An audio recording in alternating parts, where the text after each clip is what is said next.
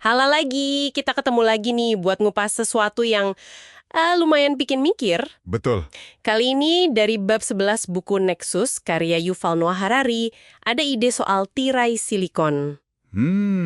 Tirai silikon ya? Iya, jadi Harari ini kayak bertanya-tanya gitu, teknologi informasi baru, terutama AI, ini bakal nyatuin kita jadi satu imperium digital global, atau malah bikin kita makin pecah? Wah, ini pertanyaannya dalam nih. Konsepnya ada dua sisi gitu katanya. Perpecahan antar negara jadi blok-blok teknologi, terus yang lebih fundamental lagi, mungkin, pemisahan antara manusia sama entitas non-manusia. Yuk deh kita coba bedah bareng. Boleh. Yang menarik dari Harari di sini tuh, dia ngelihat AI bukan cuma alat baru biasa gitu. Bukan sekedar tools ya. Bukan, tapi kayak kekuatan transformatif yang benar-benar bisa ngerombak tatanan dunia.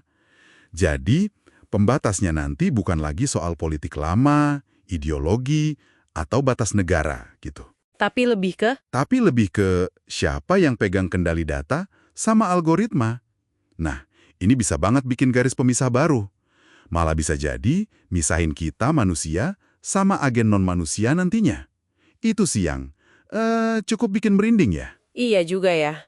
Nah di sumbernya kan disorot banget tuh soal perlombaan AI global ini. Banget. Ada ambisi Tiongkok mau jadi pusat inovasi AI dunia 2030, terus ada kutipan pemimpin kayak Putin, Moody, yang bilang siapa kuasai AI, ya dia kuasai dunia. Nah, itu dia. Kalau ngelihat persaingan sekeras ini, skenario perpecahan yang paling dikhawatirkan Harari di sini apa ya? Persisnya ya itu tadi. Persaingan ini, apalagi antara raksasa kayak AS sama Tiongkok, itu yang menurut Harari bisa banget ngelahirin tirai silikon. Tirai silikon? Coba bayangin aja, dunia kebagi jadi blok-blok teknologi yang mungkin nggak saling nyambung. Nggak kompatibel gitu Bisa ya? jadi. Masing-masing punya ekosistem AI sendiri, standar sendiri, aturan aliran data sendiri juga.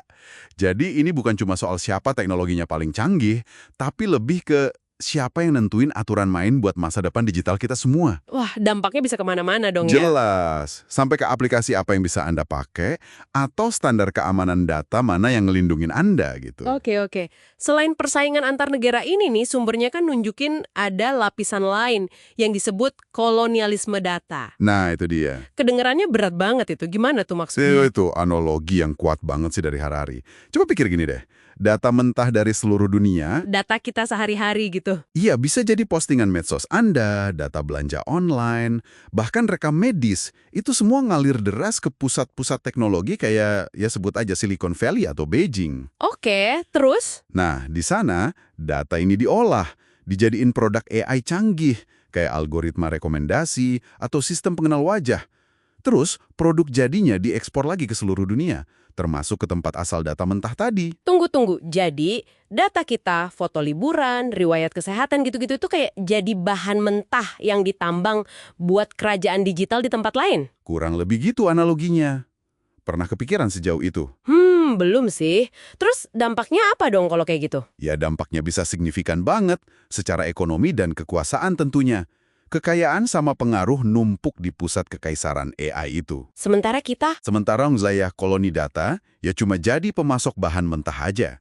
Gak dapat porsi keuntungan atau kekuatan yang seimbang. Harari ngelihat ini sebagai potensi ketimpangan baru di era digital. Benar-benar mempertanyakan ulang model ekonomi global kita. Nilai data Anda itu lebih banyak dinikmatin sama segelintir pihak aja. gila juga ya perbandingannya. Sumber ini juga bedain pendekatan antar kekuatan besar kan? Kayak Amerika sama Tiongkok. Betul. Misalnya Amerika kan cenderung dipimpin swasta ya. Fokusnya mungkin lebih ke profit perusahaan teknologi. Meskipun ya, ada juga lah upaya perlindungan privasi. Beda sama Tiongkok. Beda. Tiongkok kan lebih state-led, lebih dikontrol negara. Fokusnya lebih ke penguatan negara lewat pengawasan data yang lebih terpusat gitu. Beda banget ya pendekatannya. Dan perbedaan fundamental ini, menurut Harari, bisa jadi lebih dalam loh dari sekedar model ekonomi atau politik. Lebih dalam gimana maksudnya? Sumber ini bahkan spekulasi soal kemungkinan perpecahan budaya di masa depan, yang dipicu sama cara pandang bida ke AI itu sendiri. Perpecahan budaya. Gara-gara AI kok bisa? Ya bisa aja. Misalnya nih, gimana kalau satu blok budaya mulai ngakuin AI punya semacam hak atau kepribadian? Sementara blok lain nolak mentah-mentah. Wah, Itu kan bisa bikin jurang pemisah yang lebih dalam dari sekedar beda ideologi politik yang pernah kita lihat sebelumnya. Beda cara mandang eksistensi gitu. serius juga ya kalau gitu. Jadi beda cara pandang soal teknologi aja bisa mecah kita lebih dalam dari politik ya. Dan ini nyambung lagi ke ide inti tirai silikon tadi. Betul.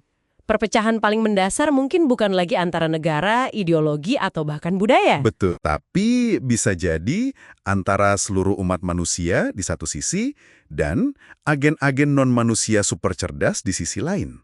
Ini skenario paling spekulatif sih dari Harari di bab ini.